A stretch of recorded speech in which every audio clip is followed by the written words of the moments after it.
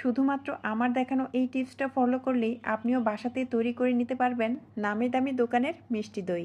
এই দইটা একবার খাওয়ার পরে আপনি আর কখনোই বাহির থেকে দই কিনে আনবেন না, গ্যারান্টি দিচ্ছি। দই মেকার কিনতে হবে না, আবার চুলার উপরেও বসিয়ে রাখতে হবে না, এমনিতেই এইরকম পারফেক্ট দই হবে। যারা নতুন রাঁধুনি আছেন বা অনেকেই বলেন যে এইরকম শক্তভাবে দই কখনোই জমে না, আপনারা কিন্তু এই রেসিপিটা ফলো করতে পারেন। দই বানানোর জন্য এখানে 1 লিটারের মতো গায়ের দুধ নিয়েছি, আর 5-6টা বলক তুলে নিতে হবে, যেহেতু এটা কাঁচা দুধ। আর যদি প্যাকেট দুধ হয় তাহলে আর জাল দিতে হবে না, সরাসরি ক্যারামেলের মধ্যে দিয়ে দিলেই হবে। এবারে ক্যারামেল তৈরি করার জন্য এখানে প্রায় 3 টেবিল চামচের মতো চিনি নিয়েছি, আর এই চিনিটা জাল করে ক্যারামেল তৈরি করে নিব। এখানে আরও একটা কথা বলে নেই, ক্যারামেলের মধ্যে সরাসরি দুধটা না দেওয়াই ভালো।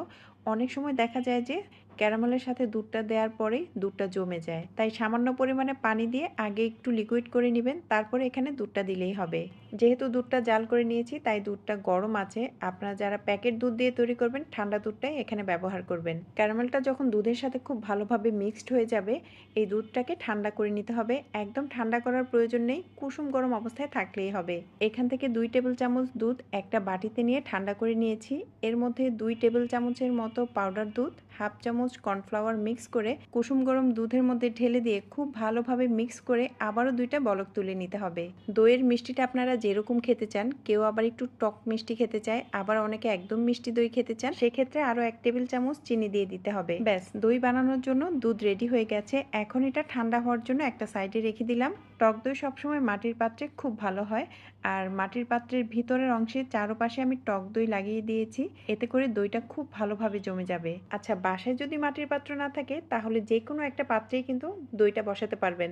একটা ছাঁকনির মধ্যে 2 টেবিল চামচ টক দই আমি আগেই পানি ঝরাতে রেখে দিয়েছিলাম, আর এই কাজটা কিন্তু অবশ্যই করতে হবে, পানিটা ঝরিয়ে নিতে হবে। টক দইটা দেওয়ার পরে খুব ভালোভাবে ফেটিয়ে নিয়েছি, আর উপরে একটু ফেনা তৈরি করে নিয়েছি, তাহলে দইয়ের উপরের অংশটা দেখতে ভালো লাগে।